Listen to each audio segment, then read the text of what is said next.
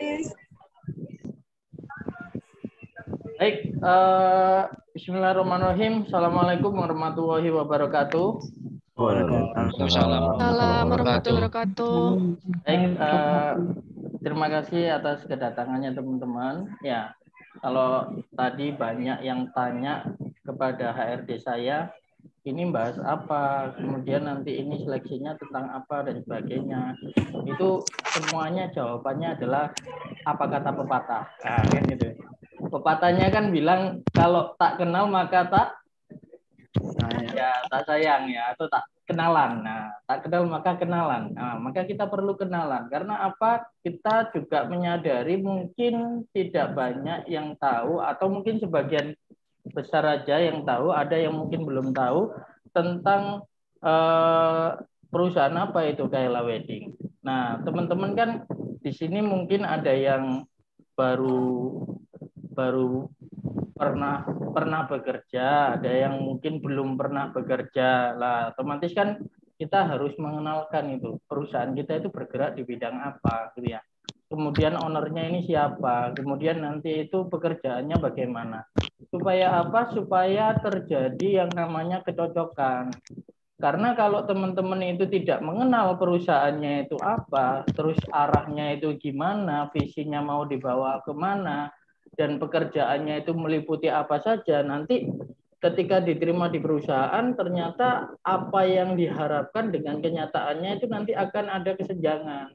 Nah, itu yang tidak kita inginkan. Karena apa? Kita kepingin bekerja itu ibaratnya itu sama kayak kita mau wisata gitu loh. Ya, jadi bayangin ya, teman-teman tuh ada yang pernah wisata enggak? Pernah semua kan, ya kan. Nah, ini bayangin wisata. Kalau Anda pergi ke wisata itu perasaannya seperti apa? Tenang, Seneng ya, gembira gitu ya. Lah, sama ini. Ayo wisata ya. Kita wisata, ini ada bis, namanya bis Kaela Wedding kan gitu ya. Nah, kalian tuh perasaan senang. Wah, nanti ini ke pantai kan gitu ya. Wisata ke pantai berarti nanti main air, main ombak, selancar dan sebagainya. Nah, bayangan Anda seperti itu. Loh, ternyata wisata ini loh mau ke kebun binatang. Lah kan jelek akhirnya. Sudah bawa perbekalan, selancar, baju pantai gitu ya. Bayangannya itu angin laut gitu ya. Nah, sudah perasaan senang begitu masuk. Ini mau kemana? Loh, kita mau ke kebun binatang. Loh, katanya wisata. Lah emang kebun binatang nggak wisata ya kan gitu ya. Jadi beda akhirnya. Ketika di sana masuk ke dalam mobil perjalanan dari Surabaya ke kebun binatang, itu perasaan Anda itu bisa jadi perasaan yang dongkol karena apa? Nggak sesuai dengan ekspektasinya. Bayangan saya itu pantai, ternyata bisnya ini seluruh orangnya sudah paham kalau ini mau ke arah kebun binatang. Nah, supaya nggak terjadi yang seperti itu, maka di pertemuan ini kita perlu yang namanya mengenal lebih dekat. Saya izin untuk share screen juga ya, biar nanti apa namanya bisa kita cek. Nah, itu seperti itu. Saya izin share screen. Baik.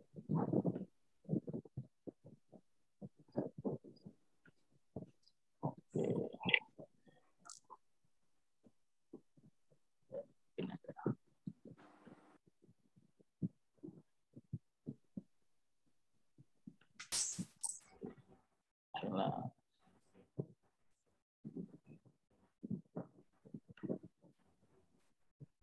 Baik, di layar udah tampil ya?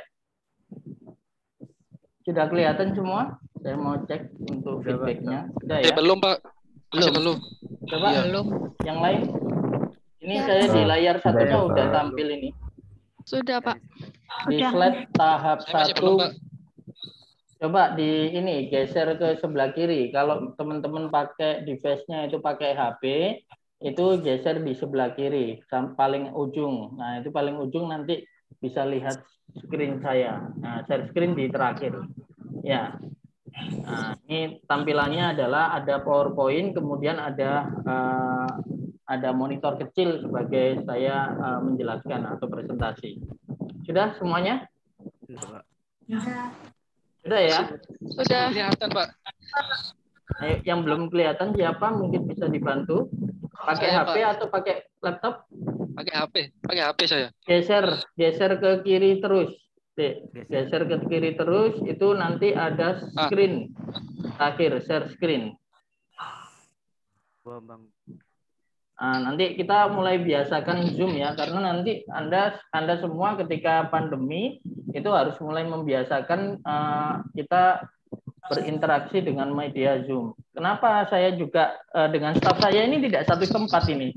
Saya di kantor satunya, HRD saya di kantor satunya lagi. Jadi kita koordinasinya lewat Zoom juga. Jadi memang kita benar-benar harus pintar-pintar memanfaatkan teknologi. Jadi teman-teman juga kan mungkin generasi milenial, ada yang generasi Z, ya saya harap juga teman-teman bisa menggunakan teknologi. Jangan sampai gagap teknologi ya, seperti itu. Oke, saya konfirmasi ulang. Kira-kira slide saya sudah tampil semua nggak di layar kalian? Sudah. Sudah. Oke, Saya masih belum, Pak. Saya masih geser ada, cuma pas saya geser lagi nggak ada gitu, Pak. Ya, coba dicari itu yang apa namanya speaker yang dicari ya. Nanti bagian ini semuanya pasti ada kok. Nah, teman-teman pasti kelewat tadi. Berarti Anda sudah ngepin yang lain. Mungkin ada ngepin apa salah satu partisipan atau mungkin ngepin yang pembicara yang lain. Jadi nanti bisa disentuh ya, di switch. Jadi biasanya itu ada speaker, ada yang berbicara, ada yang ditampilkan di screen. Nah, ini screen minta tolong untuk ini minta bantuan kepada orang sekitar Anda ya. Mas siapa tadi?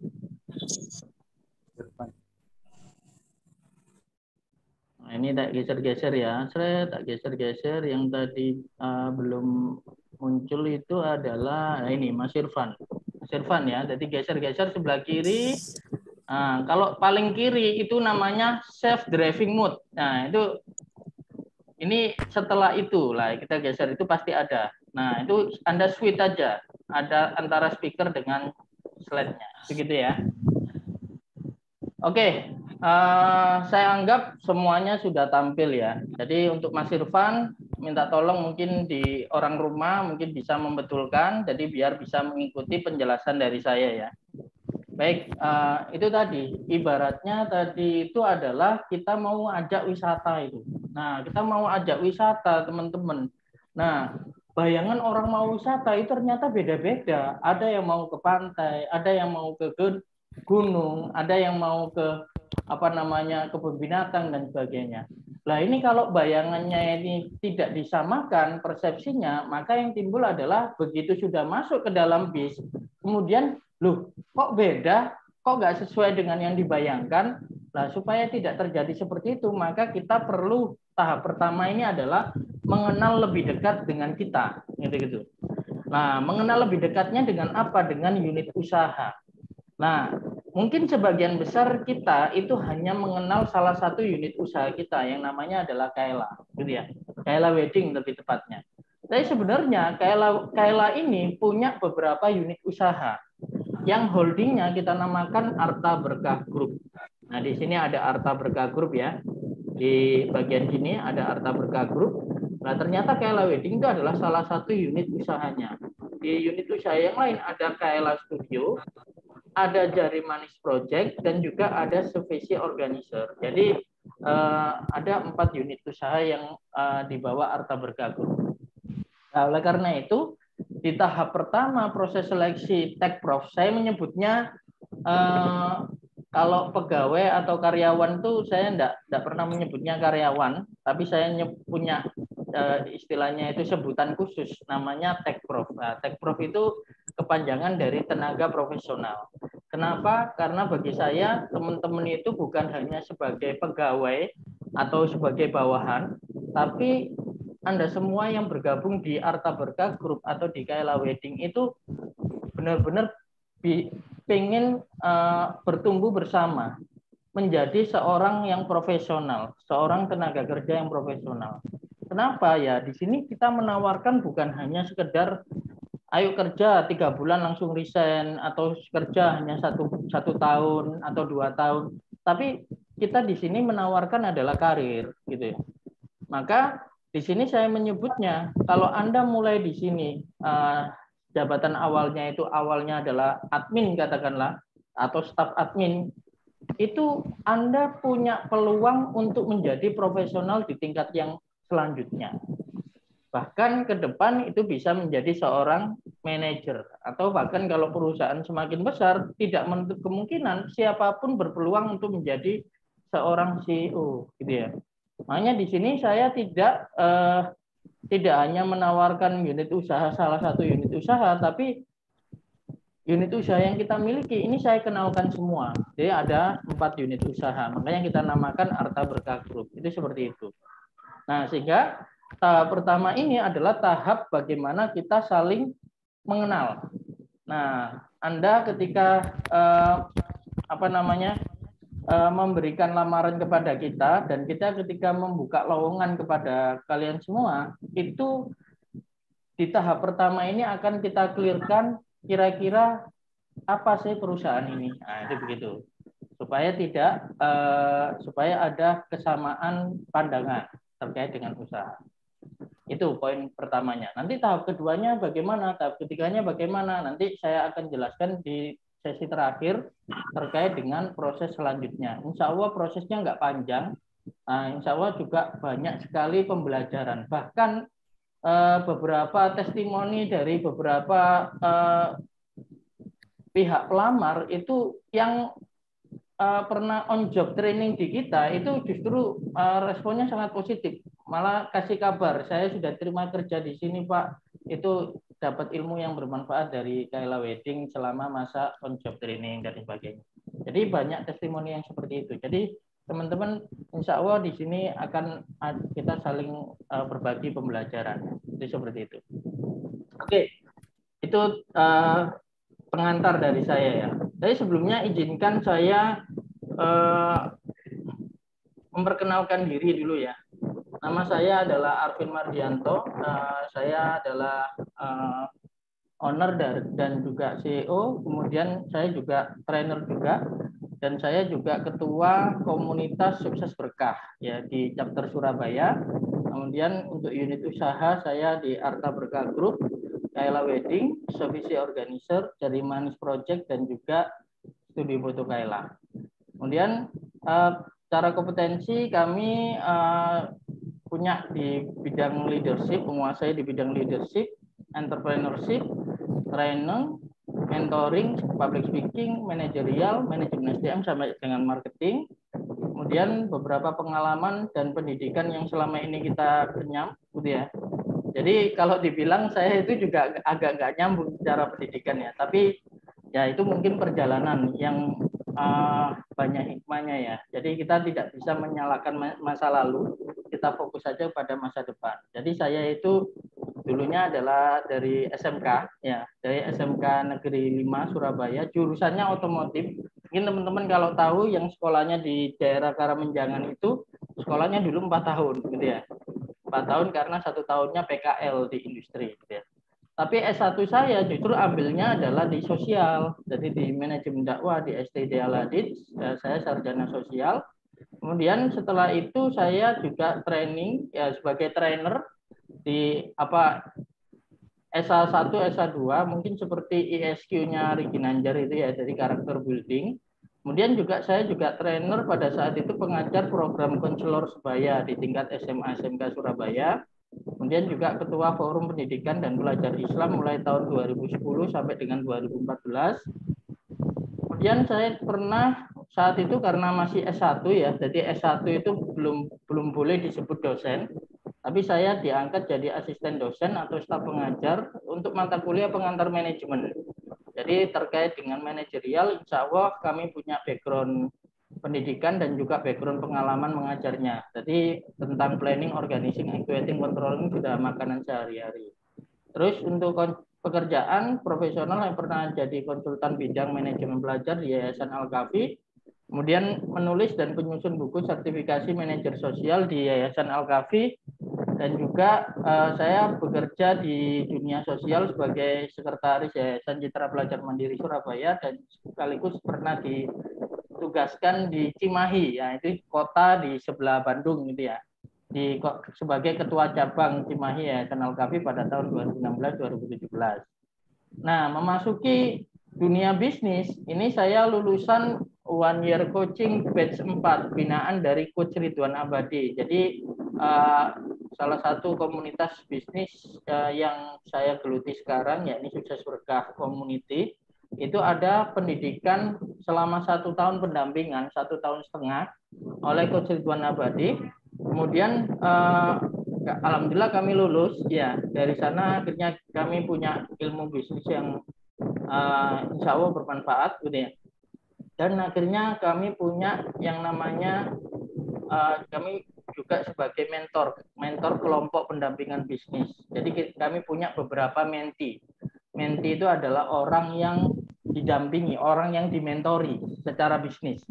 Ada beberapa kelompok, sejauh ini 3 kelompok yang saya dampingi, ada kelompok Utsman bin Affan, ada kelompok Uwais Al-Qarni, sama 21 Community.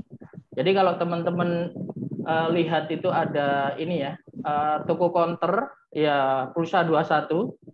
Nah itu salah satu pendamping untuk kelompok pendampingan bisnisnya adalah kami. Jadi saya mendampingi karyawan-karyawan Pulsa 21.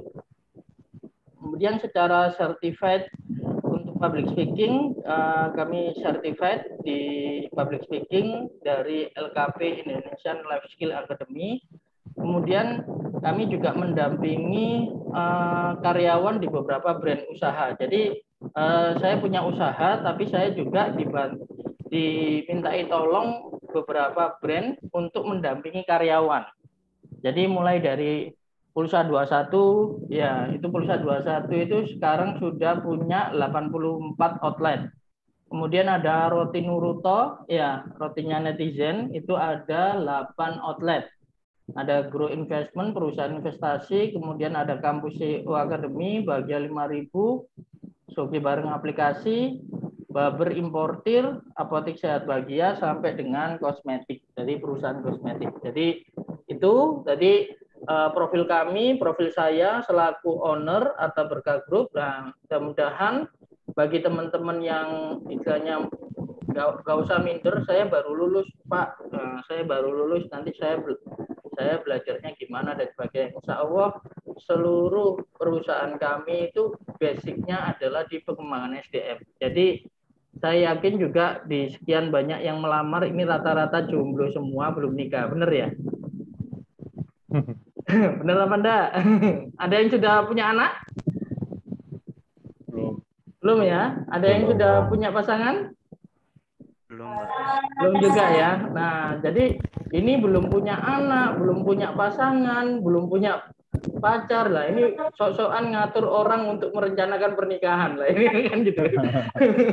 Nah, gimana Pak? Kan nggak bisa ini nanti. Jangan khawatir. Rata-rata karyawan saya juga dulunya gitu ya. Bahkan sekarang yang punya anak itu cuma saya aja. Mungkin ada salah satu karyawan yang akan punya anak ini nanti, mungkin launchingnya Agustus. Nah, gitu. Jadi nggak ada masalah karena apa? Segala sesuatu itu bisa dipelajari. Nah, itu seperti itu ya. Jadi nggak usah khawatir. Insya Allah kita siapkan sistem untuk kita saling belajar bareng. Silahkan teman-teman silaturahim di Instagram, di Facebook, atau mungkin bisa mencatat nomor saya, gitu ya. Rata-rata ya silakan kita silaturahim gitu ya. Nanti insya Allah ya nggak ada masalah ya, kita saling berbagi. Nah ini unit usaha Arta Berkah Group, mulai dari Kaila Wedding, service organizer, Jari Manis, sampai dengan studio foto Kaila. Nah ini adalah Instagramnya. Nah insya Allah bisa di follow segera ya. Nah itu. Baik, are you ready? Are you ready? Ready, yes, gitu ya. Nah, kalau saya bilang are you ready, tolong semuanya langsung jawab dengan kompak. Yes, gitu ya. Bisa ya? Bisa, Pak. Oke, 1, 2, 3. Are you ready? Yes. Ya, oke. Siap. Minta tolong untuk yang ini yang di dekat masjid tadi ada ngaji, mungkin bisa di mute dulu. Baru nanti kalau misalkan mau ngobrol atau mau ngomong bisa nanti dinyalakan ya, nggak apa-apa. Nah, biar nanti penjelasannya fokus. Oke.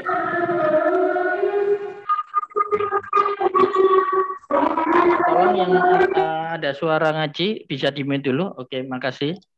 Baik, are you ready? Yes, berarti Anda sudah siap menerima penjelasan saya. Nah, penjelasan saya adalah, nah ini, ada pernikahan, ada perpisahan. Nah, kan gitu ya. Ternyata di Surabaya, di Pengadilan Agama Surabaya, itu ada cerai talak itu sejumlah 883 orang. Kemudian cerai gugat itu ada 2.000 orang. Nah, ini ngeri ya. Kita belum bicara pernikahannya dulu ya, kita bicara perceraiannya dulu. Ayo. Surabaya loh ini. Nah, ini. Di tahun berapa ini? Di tahun 2009. Nah, 2019. Jadi sebelum pandemi. Ada yang tahu cerai talak atau cerai gugat bedanya apa?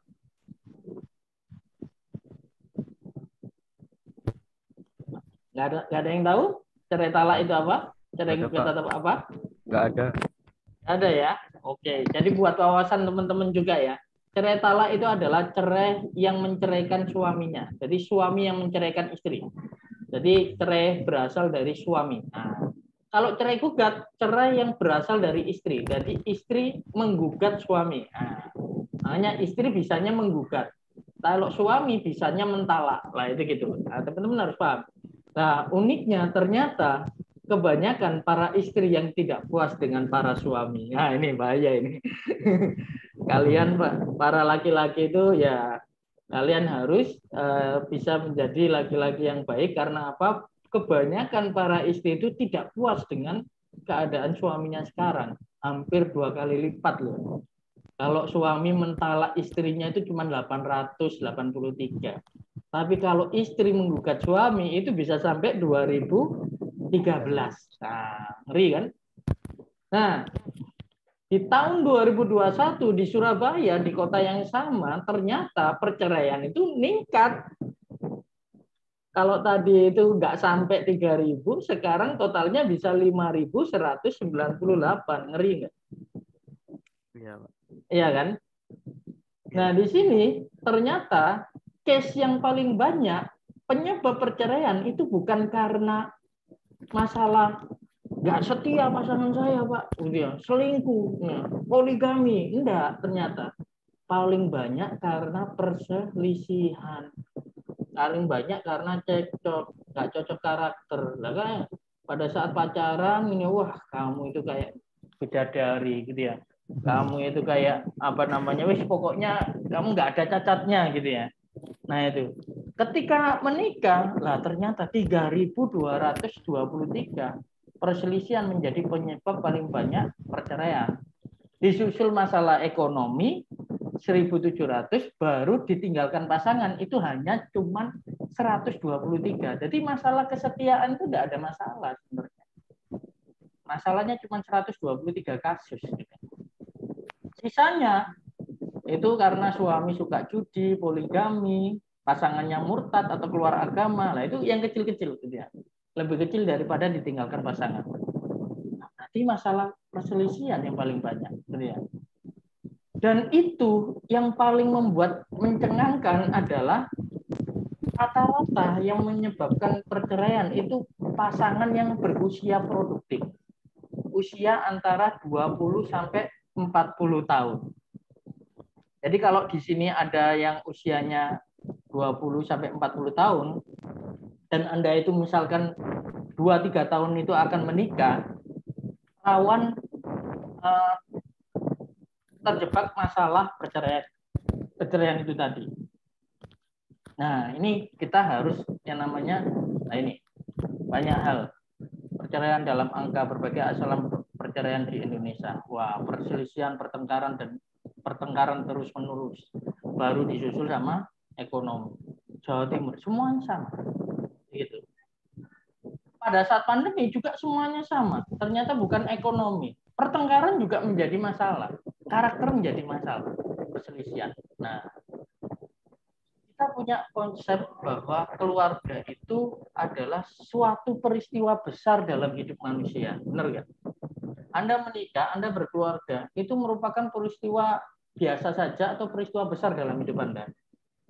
Peristiwa besar. Peristiwa besar. Peristiwa besar. Maka kalau menyiapkan peristiwa besar, Anda harus membuat sebuah persiapan yang matang. Ya. Nah, biasanya orang itu yang dianggap nikah itu hanya akad atau persepsi pernikahannya aja. Itu pun kebanyakan mereka tidak menggunakan wedding planner, bener nggak? Pokoknya aku kepingin rabi, Pak, pengen rabi, terus habis itu ya wis orang tua yang urun berapa, saya urun berapa, pokoknya pesta selesai kan gitu ya. Padahal untuk menyiapkan pesta ini, akad nikah, resepsi pernikahan, ini kalau bisa ada wedding planner. Jadi ada prepare, ada perencanaan pernikahan. Mulai dari lamarannya, persiapan pesta pernikahan, persiapan budget, pemilihan vendor, konsultasi. Itu kalau nggak direncanakan secara matang, berantakan itu. Nah, kan itu. Zaman dulu enak, apa kata orang tua? Jadi orang tua yang menyiapkan. Nah, karena apa? Zaman dulu itu orang nikah itu apa kata orang tua? Bahkan jodoh saja itu yang menyiapkan orang tua, bener nggak? Tahu kisahnya Siti Nurbaya kan gitu kan? Nah, Siti Nurbaya itu kan dijodohkan, ya suka nggak suka, ya kamu ini pilihan orang tua. Kamu kalau melawan pilihan orang tua, nanti masa depanmu suram. Nah, kan gitu. Tapi kalau sekarang orang nikah itu karena anaknya yang mau nikah. Jadi karena pilihan anaknya sendiri. Ini kekasih idamanku, Pak, gitu ya. Ini kekasih idamanku, gimana ini nikahi dan sebagainya. Tapi kepinginnya nikah. Nah, nikah istilahnya persiapannya kurang, gitu ya. Persiapan dananya kurang, persiapan acaranya kurang. Nah, seharusnya konsepnya itu adalah menyiapkan wedding planner. Nah, wedding planner ini sebenarnya tahapannya ada. Ya.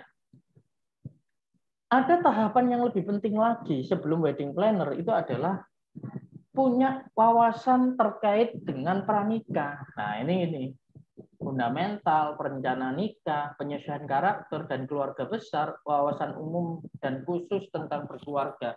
Itu juga harus punya. Nah, itu gitu. Dan ternyata juga ketika kita udah punya pranikah dan kita sudah merencanakan wedding planner, ternyata nikah itu adalah salah satu step saja dalam hidup.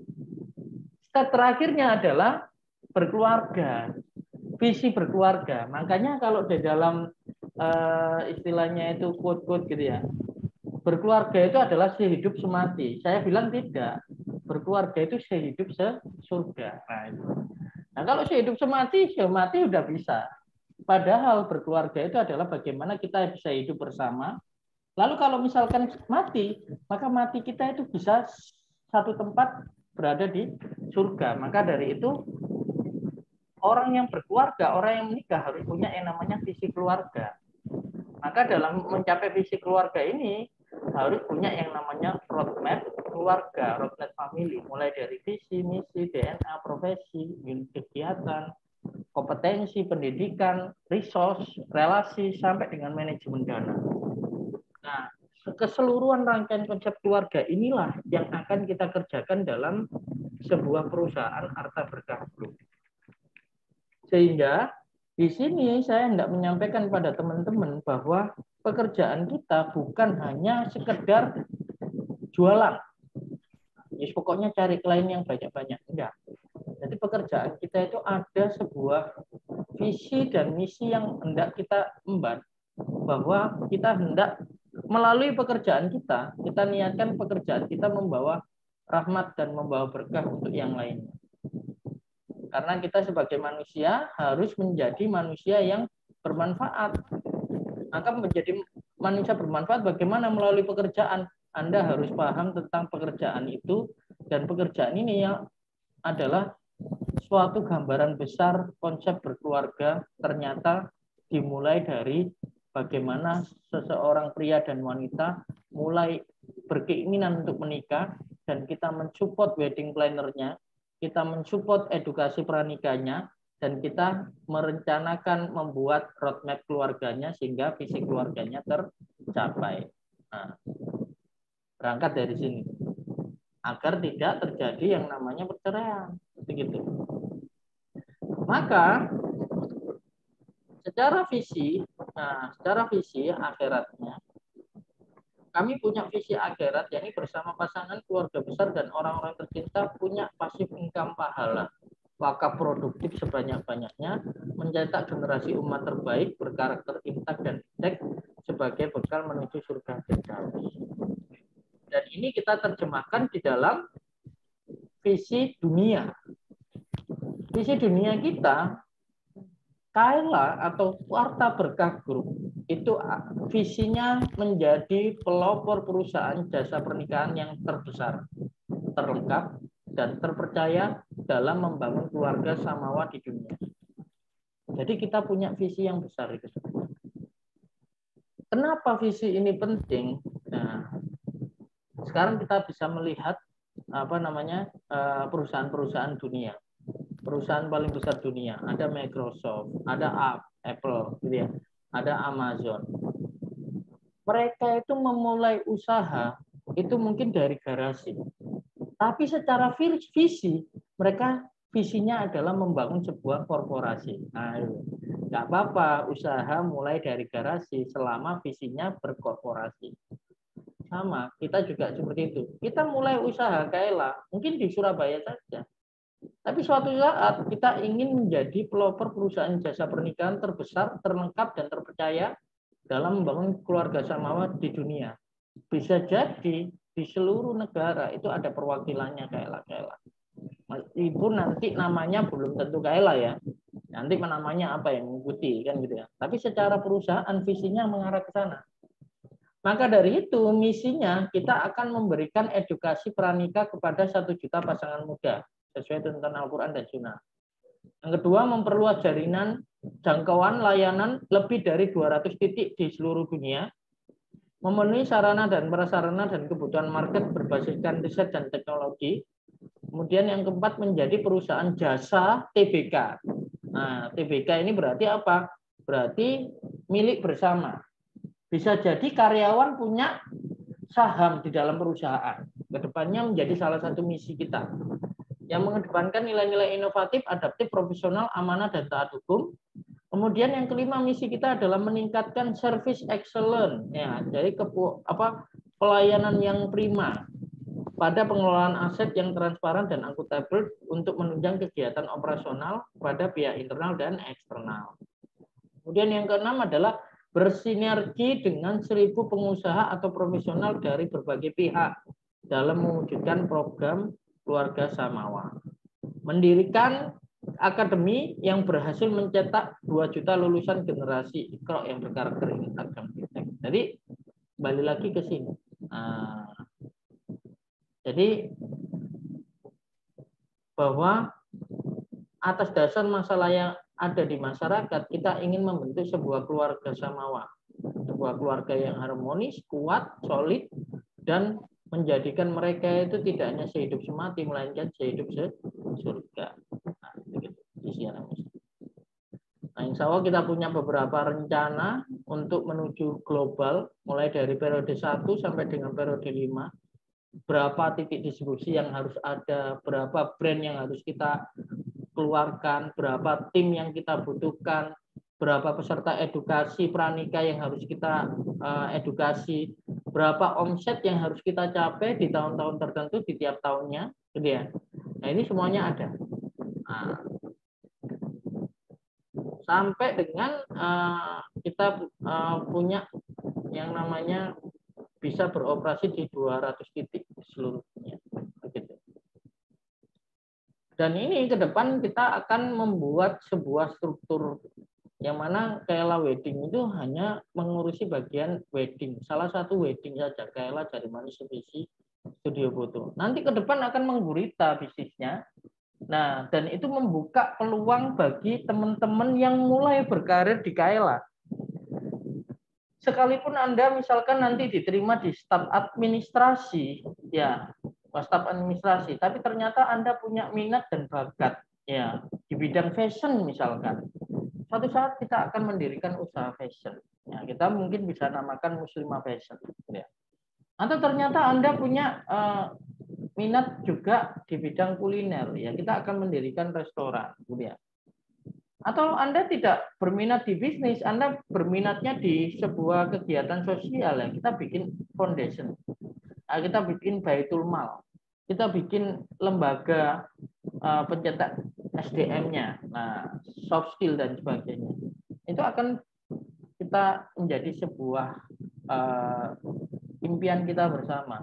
Jadi Anda ketika lulus pendidikan dan berkarir, itu Anda sudah punya gambaran, wah mau kemana kita ya.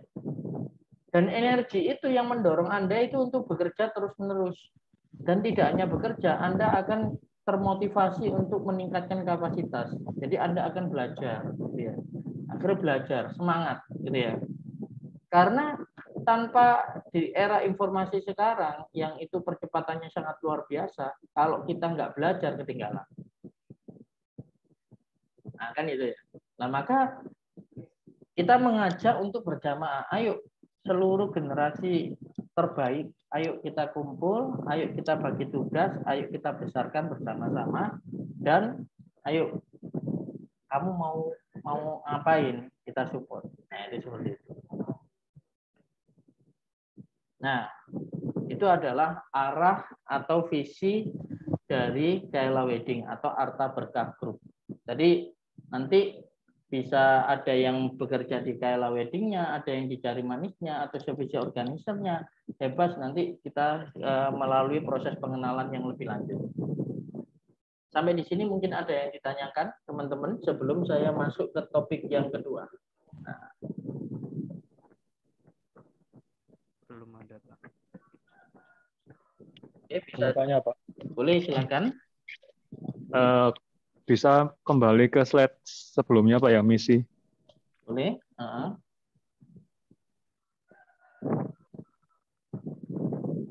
Nah, untuk poin nomor 1 kan itu memberikan edukasi pranikah kepada 1 juta pasangan muda sesuai tuntutan Al-Quran dan Sunnah, ya.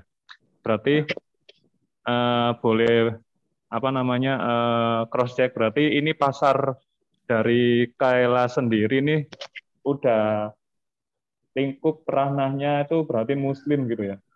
Ya, Muslim, baik yang tidak kadang kan Muslim ada yang awam, ada yang kan gitu ya. Kita awam pun justru tugas kita adalah mengedukasi. Begitu. Berarti misal, boleh tanya lagi ya Pak, berarti misal kalau ada yang berusaha untuk menggunakan jasa kita mungkin di weddingnya sesuai dengan kemauannya, itu berarti hanya cakupan acaranya saja, berarti kita tidak memberikan edukasi pranikahnya ya, hanya sebatas itu. Iya, soalnya edukasi pranikah ini nanti langsung terkait dengan agama Islam ya. Jadi kalau misalnya edukasi pranikah yang umum, kita kan agak susah cari referensinya, itu seperti itu. Jadi kalau misalnya ada agama lain, ya mungkin kita hanya bisa sampai di memenuhi sarana prasarana kebutuhan pernikahan aja. Kalau edukasi pranikah bakalan berbeda nanti secara nilai-nilai ya. Jadi seperti itu. Karena kan kita nggak tahu nanti orang ya Nasrani itu gimana, kalau orang nikah itu katanya Nasrani, kalau dia itu cerai terus nggak boleh nikah lagi gitu loh. Oh iya. Tapi kalau hanya sekedar ini Pak order foto untuk pernikahan orang Nasrani, boleh nggak? Ya boleh aja, nggak ada masalah. Tapi kalau edukasi pranikah pasti kita tentu panduannya adalah Islam, Al-Quran dan Sunnah, itu seperti itu. Oke Pak, jelas, terima kasih. Yang lain mungkin? Atau next dulu? Next ya? Ya, next dulu Pak. Oke. Jadi itu ya. Jadi yang pertama tadi Anda sudah paham perusahaan Arta Berkah Group dan Kaila ini yaitu satu kesatuan ya. Itu mau dibawa kemana? Nah, itu. Oh, tujuannya ke sana ya. Jadi kita itu ternyata ke depan itu bukan hanya sekedar WO, bukan hanya sekedar wedding service. Ke depan itu mungkin sekarang iya wedding service, WO, ya, dan juga studio foto karena masih awal, masih merintis. Tapi ingat visi dan misi ini, sehingga teman-teman kalau misalnya ada, misalnya loh, aku tertarik ini edukasi pranikah, aku punya background psikologi, aku punya background pengajar, bisa nggak ini? Kapan mungkin bisa dieksekusi? Ya nggak apa-apa, bisa jadi awal masuknya itu administrasi atau awal masuknya sebagai wedding konsultan. Tapi kalau misalkan ini sekiranya waktunya itu cocok dan kita mulai bergerak ke arah edukasi pranikah, bisa jadi teman-teman yang tertarik tadi di edukasi pranikah, kita bisa alihkan untuk ke fokus pada unit usaha yang berfokus pada edukasi pranikah. Nah, sehingga sangat membuka kesempatan sekali bagi teman-teman yang punya beberapa keahlian itu tadi. Jadi keahliannya bukan hanya sekedar bagaimana mengurusi orang nikah, mengedukasi orang nikah bisa, mengurusi bekerja sama dengan profesional bisa, bahkan hanya sekedar foto, bagian foto bisa, bagian video bisa, bagian operasional tadi yang kita buka lowongan itu juga bisa. Jadi Anda bisa melihat gambaran besarnya. Itu seperti itu. Tujuannya ke sana. Dapat dipahami ya? Yang kedua adalah tentang menjadi tenaga kerja yang produktif di era VUCA dan pasca pandemi. Ya, saya anggap ini pandemi sudah libur lah ya, sudah bosan kita itu bicara pandemi terus itu. Yang mana ketika kita bilang pandemi, banyak perusahaan pernikahan yang itu kolaps. Alhamdulillah salah satunya bukan kita. Nah, kan itu. Alhamdulillah kita pada saat pandemi berhasil survive dan kita masih bisa bertahan, bahkan bisa cari lowongan pekerjaan. Masih membuka lowongan pekerjaan. Nah, maka teman-teman ini harus paham apa itu VUCA. VUCA itu adalah singkatan dari volatility, kemudian uncertainty, complexity, ambiguity. Ya, sesuatu yang tidak menentu, sesuatu yang belum kita ketahui apa yang harus kita lakukan, situasi yang membuat kita menemui kesulitan, bahkan sampai dengan kita tidak tahu tentang mana yang sebab dan mana yang akibat.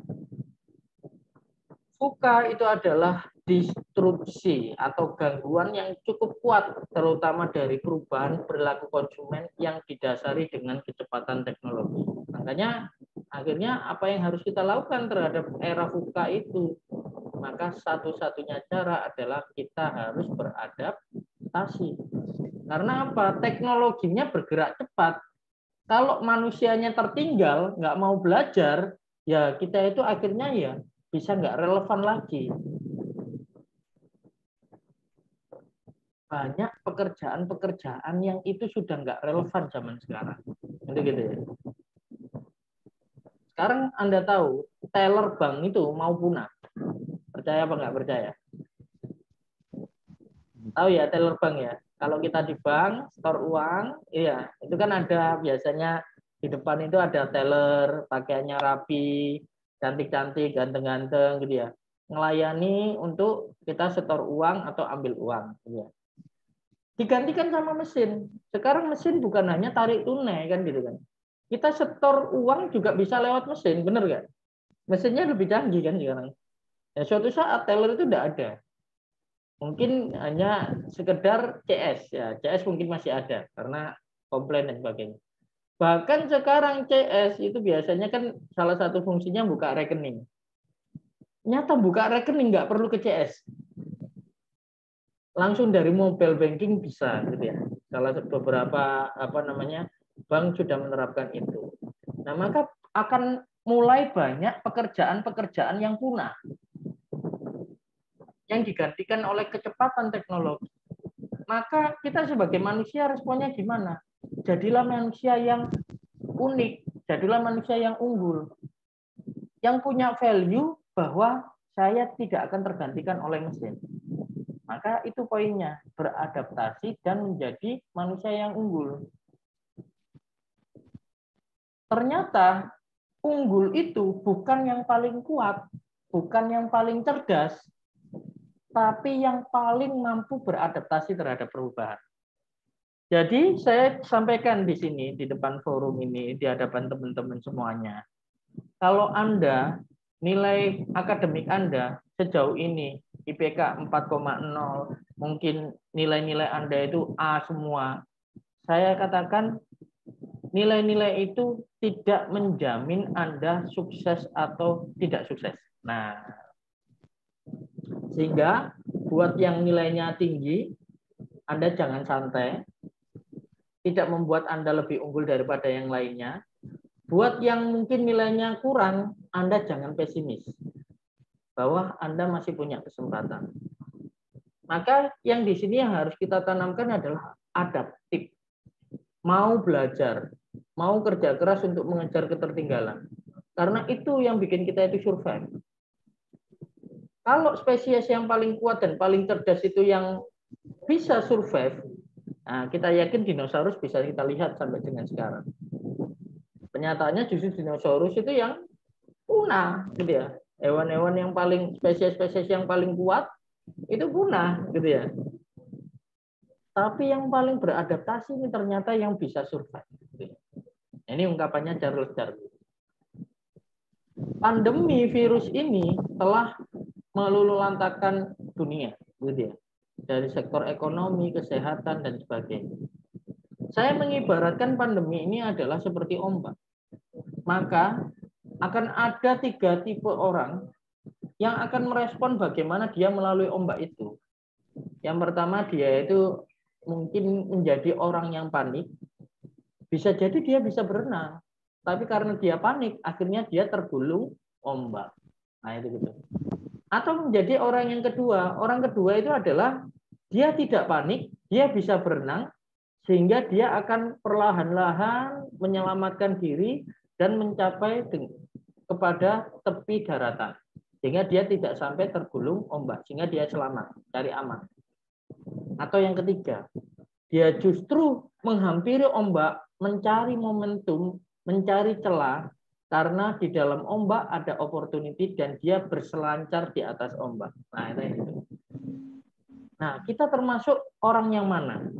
Orang yang panik ketika pandemi sehingga akan tergulung, pesimis saya ini, gak mungkin saya bisa cari kerja, gak mungkin saya ini bisa berkarir dan sebagainya. Akhirnya dia menjadi malas, tidak mau belajar, atau yang cari aman, nanti aja lah. Saya takut nanti kalau keluar itu ketular. Saya takut nanti kalau misalnya bersosialisasi saya justru nanti drop dan sebagainya. Cari aman aja, nunggu pandeminya reda. Sampai 2 tahun, gitu ya. Nah, 2 tahun dia tidak belajar apa-apa. Atau yang ketiga, dia justru berselancar di atas ombak, tetap survive, tetap mengambil peluang, tetap walaupun itu peluangnya kecil diambil, pembelajarannya yang diambil, nah itu menjadi pemenang di atas krisis. Itu seperti itu. Nah, yang justru kita cari adalah golongan yang ketiga itu tadi. Bagaimana mereka bisa berselancar di atas ombak, mengambil peluang di atas krisis. Sekarang coba kita diskusi. Tahu ini sepeda motor apa? Motor sport. Motorsport Yamaha. Oke, teman-teman semuanya, tolong jawab pertanyaan saya. Kira-kira kalau Anda mengendarai kendaraan ini, kira-kira Anda geber di angka kecepatan berapa kilometer per jam?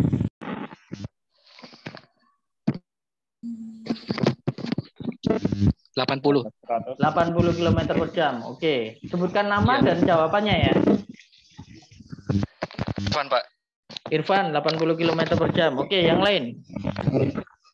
Rehan, 85. 85, siapa itu? Rehan, oke, yang lain? Di atas 100 kilo, Pak. 100 kilo, siapa itu? Adi, di atas 100 km per Oke, jam. Adi di atas 100 kilo itu berapa? 101. Ya, 120. 120 ya dia. Oke, terus yang lain. Yang cewek mungkin? Cewek 70, berapa? 70. Siapa itu? 80 gitu. Zahron. Hah? Zahron. 70-80. Zahron. Itu yang cewek siapa yang jawab? Putri. Putri. 70-80 ya? Atau 780? Enggak ya? Oh, enggak. Oke. Nah, tadi itu ya. Baik. 200. Oke. Silakan bisa dimatikan sebentar untuk mic-nya biar tidak ke-distract. Oke. Jadi kendaraan sport ini Yamaha. Rata-rata ketika saya tanya, Anda geber ya, Anda gaspol itu sampai berapa kilometer per jam? Yang paling mentok tadi jawabannya Adi ya tadi ya, 120 kilometer.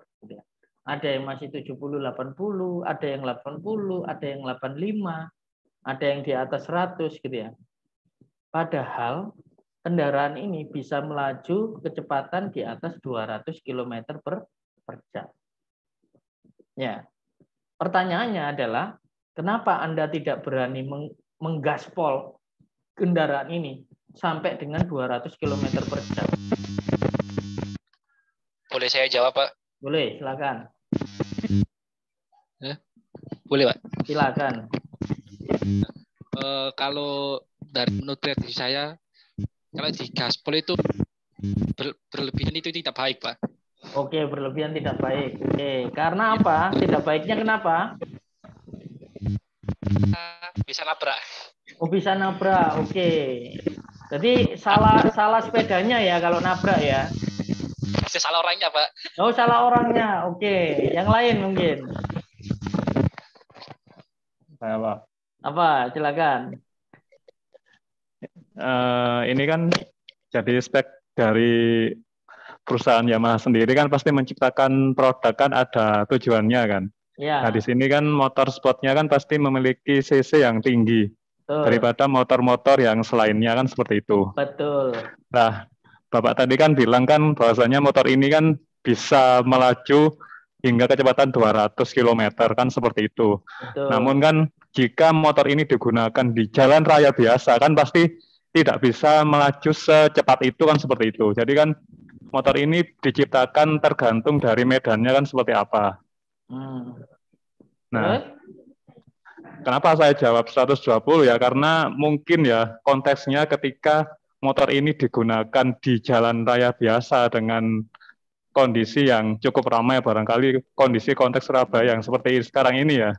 120 pun itu juga cukup tinggi menurut saya. Tapi ya kalau saya beli motor ini ya nggak saya gunakan di jalanan Surabaya juga kurang useless juga seperti Tadi itu. saya nyebutkan di jalan raya enggak?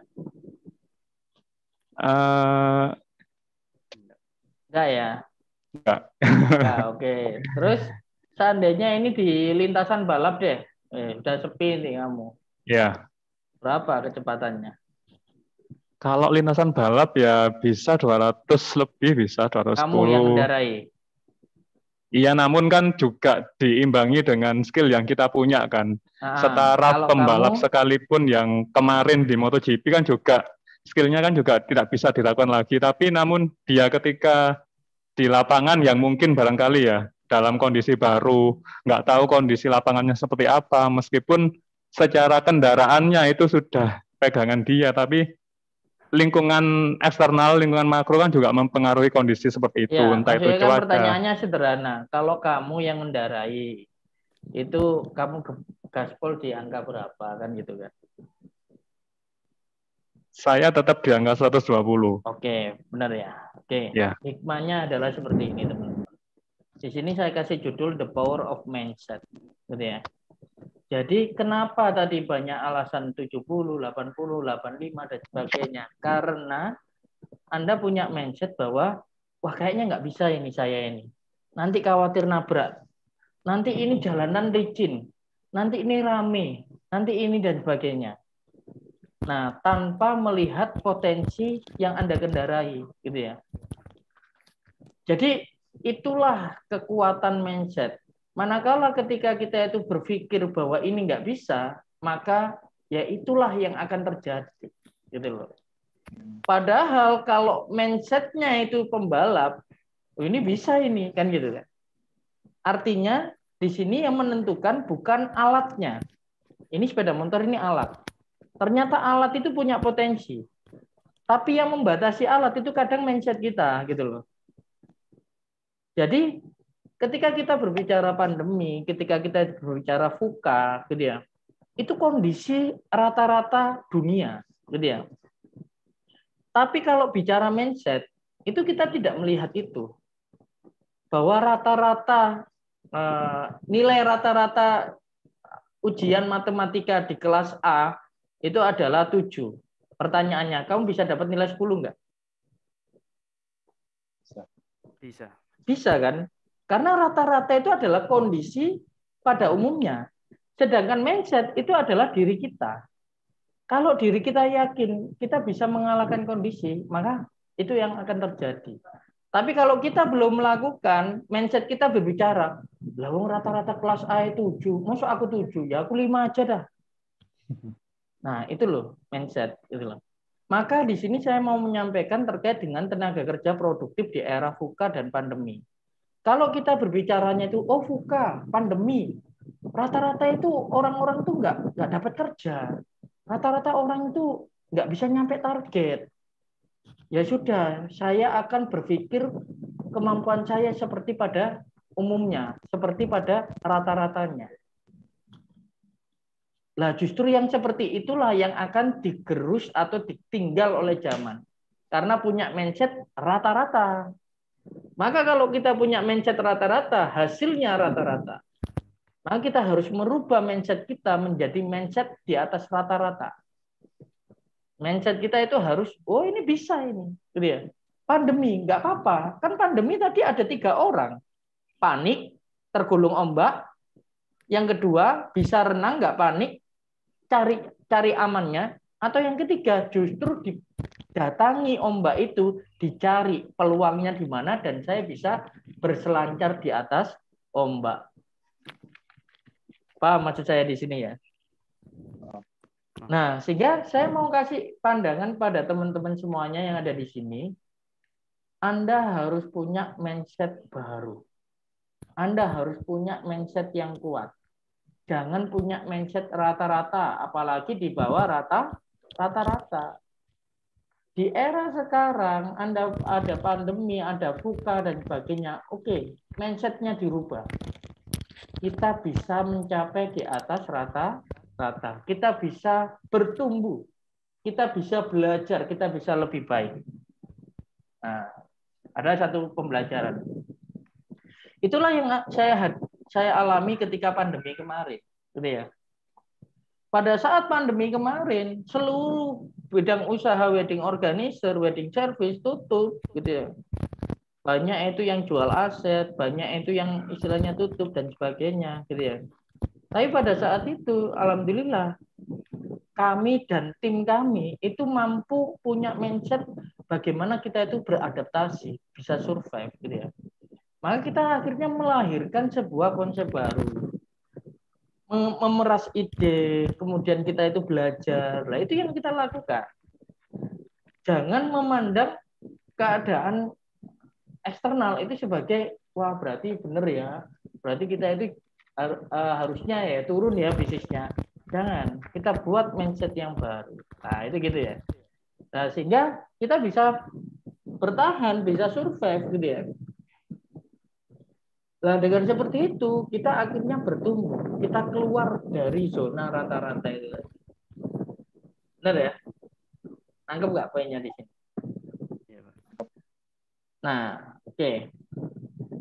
Nah, lanjut. Ternyata di tenaga kerja itu ada levelisasinya. Nanti ada level teknis, ada level taktik, dan ada level strategik. Nanti di level teknis itu dimulai dari staff. Mungkin teman-teman awal gabungnya nggak apa-apa. Menjadi seorang staff atau operator. Ya bisa jadi marketing, bisa jadi sales, bisa jadi desainer, bisa jadi customer service, bisa jadi admin, nggak ada masalah. Tapi kalau Anda punya mindset baru tadi, tidak menutup kemungkinan Anda itu naik ke level taktik. Taktik berarti apa? Anda harus naik ke level manajerial. Nah, nanti kalau perusahaan semakin berkembang, tidak menutup kemungkinan membutuhkan yang namanya tim leader. Kita sudah punya tim leader, supervisor, Manajer cabang kita udah ada 2, gitu ya. Nah, nanti kalau cabang-cabangnya semakin banyak, ya kita pasti butuh manajer area. Kalau area-areanya banyak, maka kita akan butuh yang namanya manajer regional. Dan tidak menutup kemungkinan dari level taktik, Anda akan naik ke level strategik. Yang itu bisa jadi direktur, bahkan bisa jadi owner. Karena apa? Misi kita menjadi perusahaan TBK. Owner itu siapa sih? Owner kan pemilik. Lah pemilik kan nggak harus satu. Pemilik bersama seperti perusahaan-perusahaan TBK yang lain itu kan pemiliknya bisa ribuan gitu ya. Bisa ratusan gitu ya. Atau bahkan bisa menjadi seorang komisaris. Jadi kita itu walaupun kita mulai dari UMKM, kita naik ke UKM, kita tidak pernah menyebut usaha kecil menengah. Tapi kita menyebutnya usaha kreatif miliaran. Nah, kan itu. Mindset. Gitu loh. Sehingga ayo bareng-bareng kita belajar, bareng-bareng kita bangun, mulai dari bawah kita bisa bertumbuh dan bareng-bareng untuk meraih level tenaga kerja yang tertinggi. Kita bisa jadi CEO, kita bisa jadi manajer, seperti itu. Dan kompetensi tenaga kerja itu kita tidak mementingkan faktornya bukan hanya pendidikan formal. Pendidikan non formal kita perhatikan juga. Artinya ya bukan berarti SMA tidak punya kesempatan. Justru kita SMA ataupun S1 ya coba, nggak apa-apa, itu start awalnya saja. Non formalnya mungkin dari SMA ternyata dia banyak pendidikan non formal, itu juga sebagai penolong juga, gitu ya. Kita juga lihat dari segi pengalaman, ya baik pribadi ataupun pengalaman orang lain. Dan yang paling penting adalah attitude, karakter. Nah ini, porsi karakter itu menjadi pondasi yang paling banyak. Nah karakter di sini ada karakter moral, ada karakter kinerja. Kita ingin tenaga kerja kita, tekprof kita itu adalah yang punya moral jujur, sopan, ya. Tapi karakter kinerja juga harus baik juga, kerja keras, kerja cerdas, tuntas, kan gitu. Kita nggak pengen orangnya jujur, tapi kinerjanya lemot. Moralnya bagus, kinerjanya lemot. Ya kan nggak bisa, ya. Harus dua-duanya. Kita juga nggak kepingin orangnya cerdas, kinerjanya bagus, moralnya culas, curang. Nah, kita nggak pengen juga. Maka karakter moral dan karakter kinerja menjadi pondasi yang paling penting dalam kompetensi tenaga kerja. Ya, jadi ada 3 item: pendidikan, pengalaman, dan karakter itu menjadi satu kesatuan kompetensi. Sehingga tenaga kerja tersebut kalau dijadikan kalau dalam sebuah perusahaan atau organisasi menjadi pusat pengembangan, pusat pertumbuhan organisasi. Dengan kita meningkatkan manusianya, SDM, dengan pendidikan, pengalaman, karakter, akan memperbaiki kinerja tim dengan budaya kerja, leadership, dan komunikasi. Kalau timnya meningkat, maka perusahaannya akan bertumbuh secara sistem dan juga strukturnya. Nah, ini skema kita, gitu ya. Dimulai dari manusianya, punya mindset bertumbuh. Nah, ini struktur yang sudah kita jalankan. Jadi ada owner, ya Arta Berkah Group, manajer nanti saya, gitu ya. Ada departemen marketing dan branding, ya. Kemudian nanti ini SPV masih kosong, ya. Ada staff marketing dan branding, ya. Kemudian ada branch point development, ada branch point manager atau manajer cabang. Ini kantornya di Gunung Sari. Ada staff salesnya, ada SPV sales, ada salesnya, ada XX ini berarti kebutuhannya, ada staff operasional, ada kasir, ada staf operasional yang lain. Kemudian ada cabang yang kedua di Sambisari, ada staf salesnya dan juga ada staf operasionalnya. Karena cabangnya kecil, maka pekerjaannya kecil juga. Akhirnya ada beberapa job yang dirangkap, tapi insya Allah secara beban sama. Ada HRD sama finance, ya tadi Mbak Devi Surya Lestari. Kemudian ada di business development, gitu. Jadi secara struktur seperti itu. Nah, tidak menutup kemungkinan nanti dengan masuknya teman-teman akan menambah dan memperkuat struktur yang ada. Menambah berarti bisa menambah lebar strukturnya atau menambah kedalaman daripada strukturnya. Tergantung dari posisi dan juga kecocokan job desk yang ada. Secara bisnis proses, kita mulai dari digital marketing ya. Mulai dari produksi konten, mempublish konten, baru menghasilkan lead. Nah, lead yang ada ini kita layani dengan sales, kemudian kita follow up dan closing, kemudian ada customer service. Nah ini, mulai dari customer service internal ini, itu mulai pekerjaan operasional. Jadi operasional itu adalah melayani orderan. Kalau sales, membuat order. Nah, jadi mencari order. Kalau digital marketing, membuat konten, goalnya menghasilkan prospek, menghasilkan orang yang tertarik ke kantor kita, ke office kita, itu seperti itu. Kalau sales, membuat order atau meyakinkan calon klien tadi menjadi klien.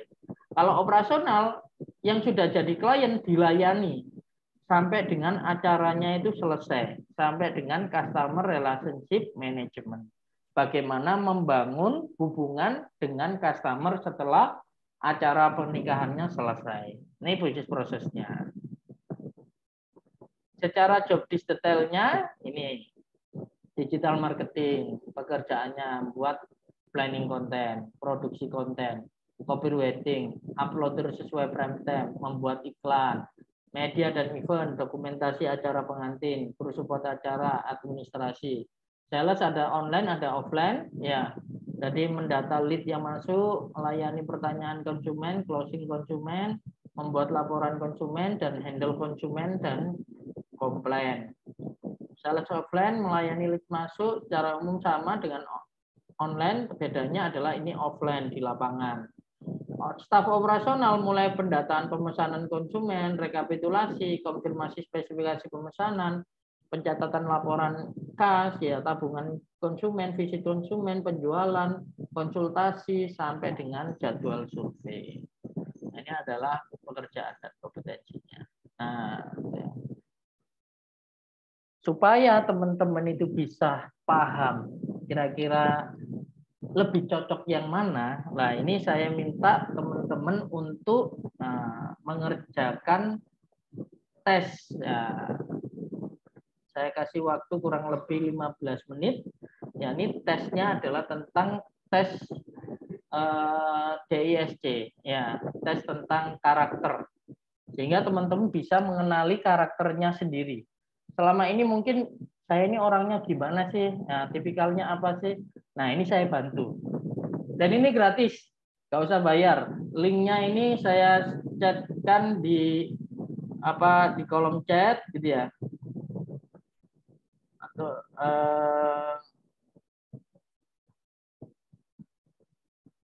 saya chatkan di kolom chat, ya. Saya kasih waktu untuk teman-teman mengerjakan tugasnya 15 menit dan nanti kirimkan screenshot-nya ke HRD kita. Nah ini ya, di kolom chat ini Anda langsung klik melalui, bisa lewat PC atau bisa lewat HP, silakan langsung segera diisi. Di sana ada 4 pernyataan.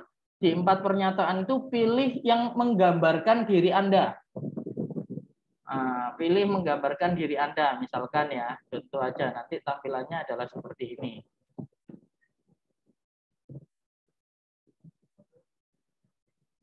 Langsung aja di scroll di bawah, ya. Nah, di sini kan ada 2 kolom ini. Kolom ini sama kolom ini, kelihatan ya? Sorry, ini belum tak share screen ya, berarti ya. Coba saya share screen lagi. Ada kolom ini sama kolom ini, langsung dipilih. Misalkan memberi semangat, petualangan, teliti, mudah menyesuaikan diri. Nah, di antara 4 pernyataan ini mana yang paling sesuai? Aku kayaknya orangnya teliti banget, misalnya gitu. Berpendirian teguh, suka bercerita, senang membujuk, suka kedamaian. Kayaknya aku suka kedamaian. Terus seperti itu ya. Anda isi sampai dengan bawah, ya, kanan kiri, bawah. Nah, sampai ketemu dengan pertanyaan di terakhir itu adalah, nah ini, lihat hasilnya. Oke ya, baru nanti Anda klik lihat hasilnya, kemudian hasilnya Anda screenshot ya di HP Anda, lalu kirimkan di nomor yang tertera ini. Nah, nomor yang tertera adalah yang di sini ya. Nah, nomornya ini.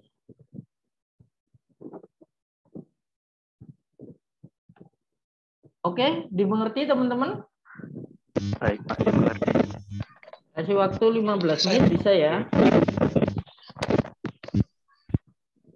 Oke, silakan dikerjakan dulu. Ya, mudah-mudahan teman-teman bisa jawab aja dengan jujur dan jawab aja sesuai dengan hati nurani. Karena di sini tidak ada pertanyaan benar salah. Itu hanya membantu Anda untuk mengenali diri Anda. Dan kalau tes semacam ini ya itu biasanya berbayar. Tapi kalau karena Anda mau berkenan mengikuti serangkaian seleksi, free untuk Anda.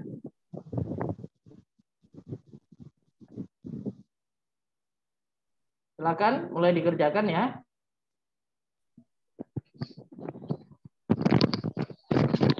Mohon maaf Pak, saya masih belum mudeng soalnya ini lihat hasilnya di mana Pak ya?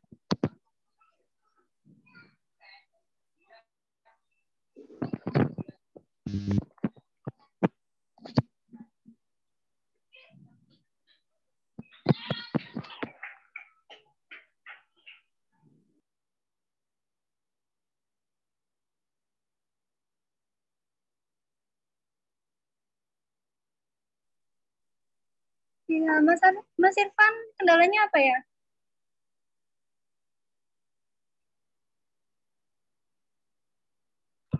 Untuk lihat hasil apa namanya hasilnya di mana ya Mbak ya? Saya kurang tahu soalnya. Nanti diisi dulu aja, dijawab. Nanti sampai bawah, kemudian klik lihat hasilnya, nanti keluar. Oh iya, sebentar.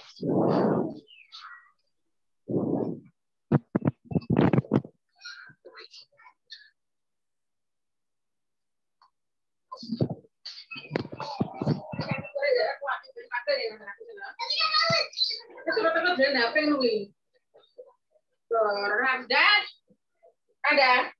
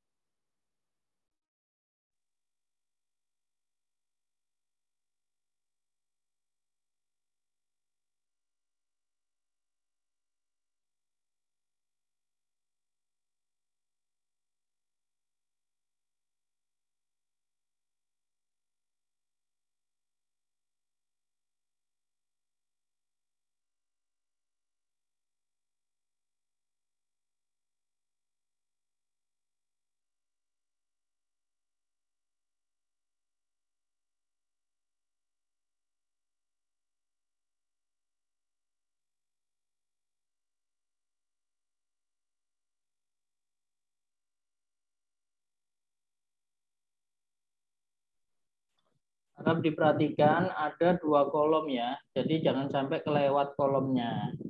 Kalau nanti kelewat, nanti hasilnya berbeda. Nggak sesuai dengan keadaannya teman-teman. Oke. Buat ilustrasi aja.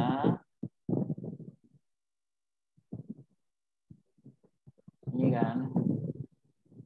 Ya. Nah, jadi kan ini 2 kolom ini. Suka membalas dendam, sering resah, gelisah, perlu dorongan bimbingan, gegabah, terburu-buru. Sepertinya saya perlu dorongan. Nah, misalnya gitu. Di sebelah kanannya, kalau pakai PC biasanya 2 layar, tapi kalau pakai HP biasanya 1 layar. Nah, pokoknya Anda perhatikan kanan kirinya. Mudah kompromi, sering mencela, senang bertipu daya, suka berubah pikiran. Kayaknya saya suka berubah pikiran. Jadi sampai di kolom di pertanyaan terakhir baru nanti lihat hasilnya. Begitu ya. Pastikan Anda mengecek di tes DISC, bukan tes 16 kepribadian. Jadi di sini ya, DISC. Ini kan ada DISC, bukan 16 kepribadian. Karena nanti beda tesnya. Ya. Silakan kalau mau ada yang bertanya.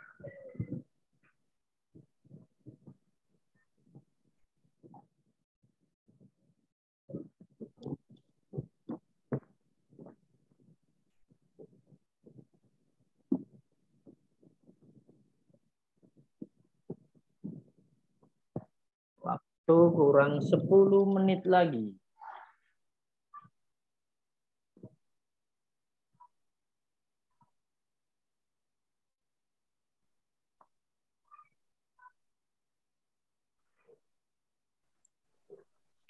Yang sudah selesai boleh angkat tangan di layarnya.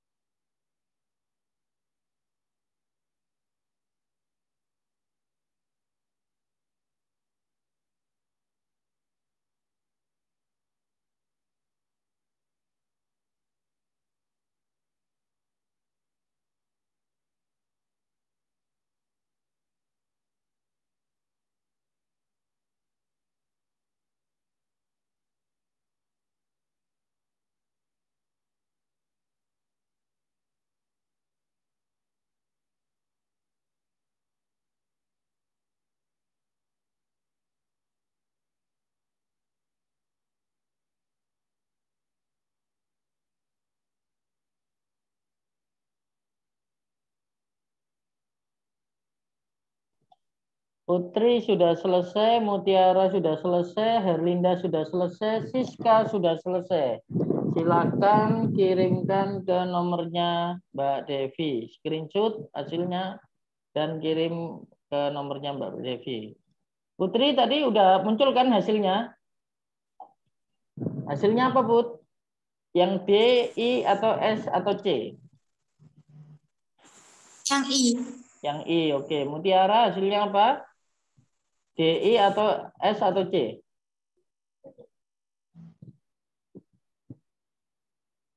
Mutiara.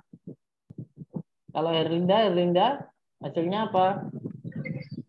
Muncul sendiri, Pak. Pas saya scroll itu ada di bawah karena saya lewat HP jadi langsung saya pilih. Iya, hasilnya apa?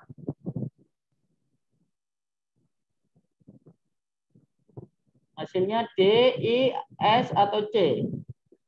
Herlinda?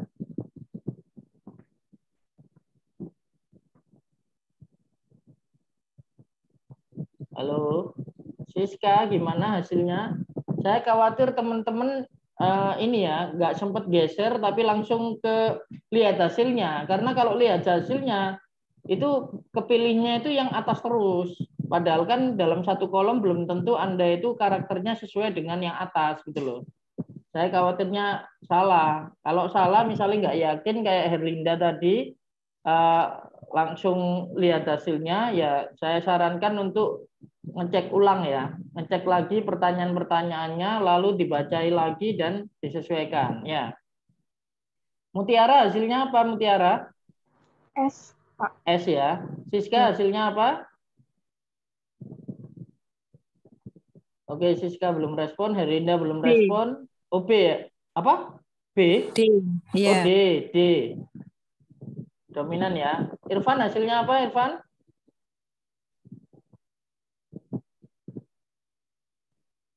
Adi hasilnya apa, Adi? Compliance, Pak. D ya, berarti ya. Irfan hasilnya apa? Halo? Rehan hasilnya apa, Rehan? Hasilnya D, Pak. D ya. Fauzia hasilnya? Hasilnya S, Pak. S ya. Lisa hasilnya? S, Pak. Oke, Irfan hasilnya apa, Irfan? Irfan? S ya? Oke, S ya. Oke, sambil nunggu yang lain ya. Yang lain belum.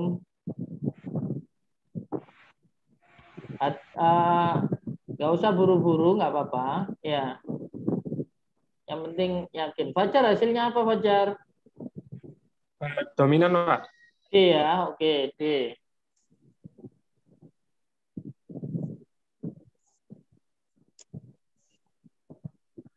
Siska tadi sudah respon? Elsa tadi udah angkat tangan ya. Elsa hasilnya apa, Elsa? Saya S, Pak. S juga ya, steadiness ya. Oke, terus Mutiara hasilnya apa?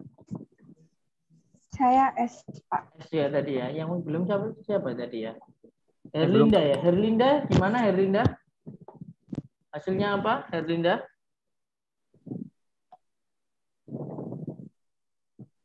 Yang tertulis itu influence, Pak. Oh, I berarti gitu ya. Pokoknya ini ya, maksudnya paham ya. Maksudnya hasilnya akan beda-beda ya, tapi nggak ada benar, nggak ada salah. Oh, yang benar dominan, itu nggak ada kayak gitu ya. Tapi yang paling penting adalah teman-teman milihnya memang sesuai dengan keadaan dirinya.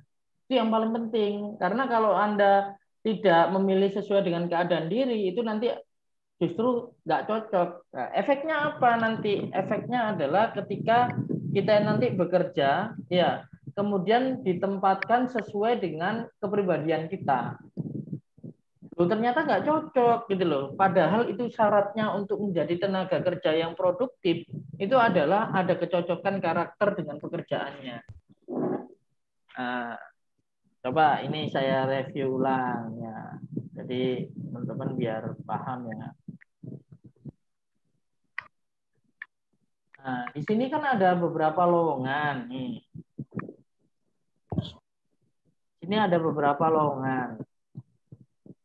Digital marketing, kemudian apa namanya media dan event. Nah, di sini kan ada kompetensi, ada moralitas.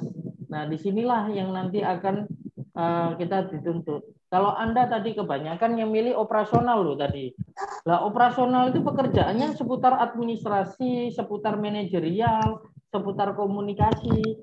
Maka diperlukan yang namanya moralitas yang rapi, tertib, teliti, empati, bersahabat, kemudian konsisten, membuat perencanaan, dan sebagainya. Nah, kalau ternyata dalam pengenalan karakter itu hasilnya berbeda, nah, karena kita ngisinya salah dan sebagainya, ternyata ditempatkan di operasional, kok gini amat pekerjaannya. Nah, itu malah membuat kalian tidak bisa produktif dan tidak bisa berkembang. Nah, siapa yang rugi di sini? Yang rugi adalah kita, ya paling tidak ruginya di aspek waktu, kan gitu ya. Jadi harapannya teman-teman jangan salah milih gitu aja, ya. Insya Allah nanti kita akan validasi ulang. Jadi nggak apa-apa. Nanti ada pendataan ulang. Kira-kira berdasarkan hasil tadi itu coba dibaca hasilnya. Dominan adalah kelebihan, kelemahan, kan ada itu hasilnya, ya kan? dipahami lagi gitu loh. Oh iya seperti ini ya. Oh iya kayak gini ya. Ternyata saya seperti inilah itu gitu. Dipahami lagi nanti menjadi istilahnya itu acuan atau pedoman bagi teman-teman untuk memilih bidang yang akan Anda tekuni seperti itu. Dapat ya poinnya ya. Ahmad Jaron sudah? Ahmad Jaron? Sudah, Pak. Hasilnya? Jadinas. S. Oke, Lisa hasilnya? S, Pak. S. Nurul Khoiriyah hasilnya? S, Pak. S juga ya. Herlinda hasilnya? Tadi udah ya. Apa tadi ya? Herlinda itu. Influen ya? Iya, influen ya. Cynthia hasilnya? Tinggal Cynthia ini berarti. Cynthia Winggawardani. Apakah sudah?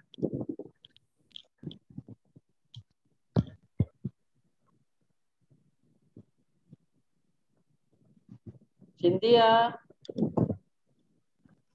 Tinggal Cynthia. Oke. 1. Cynthia.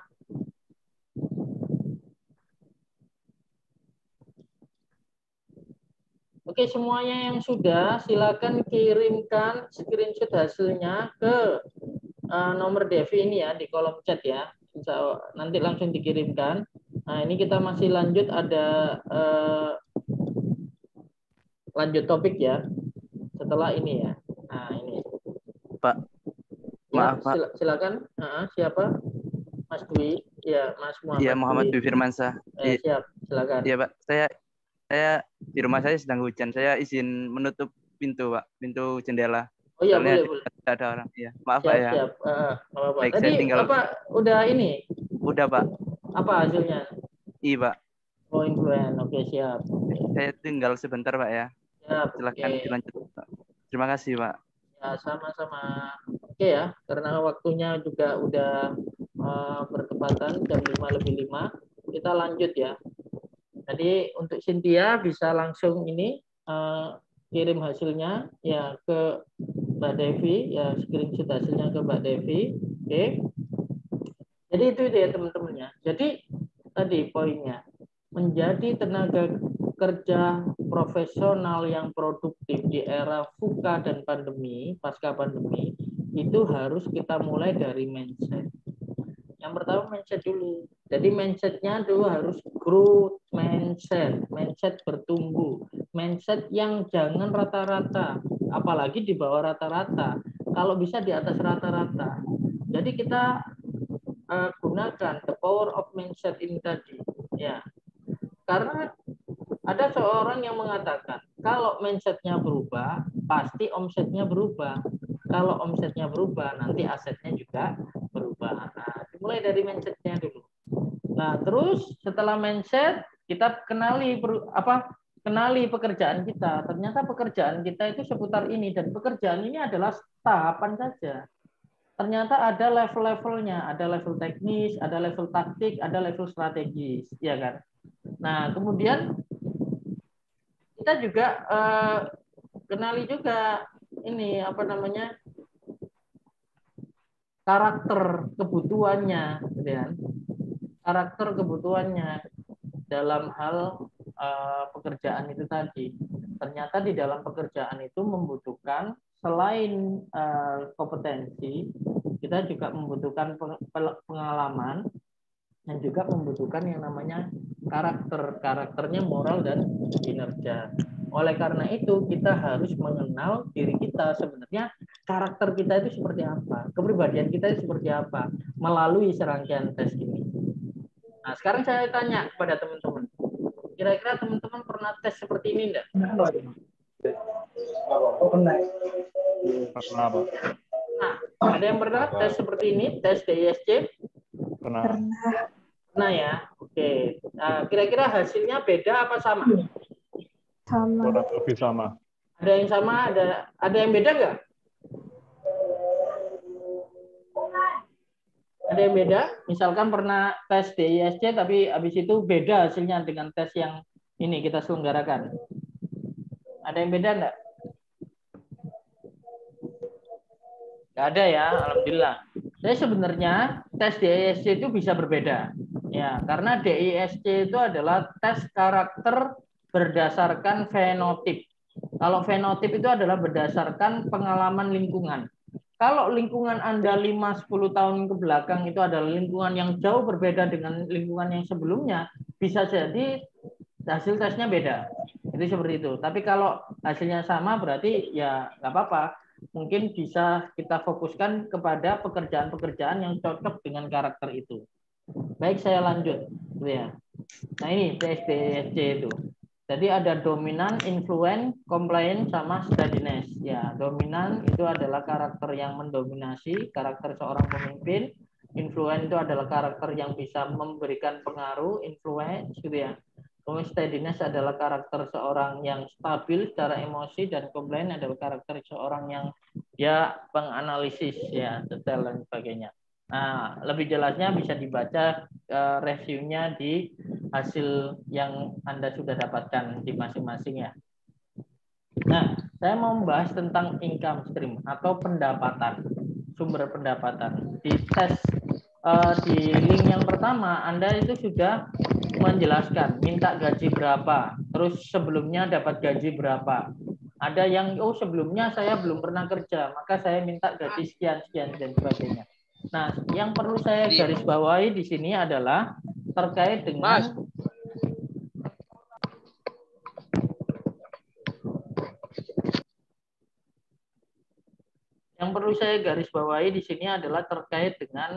bagaimana sumber pendapatan, skema sumber pendapatan. Nah, income stream.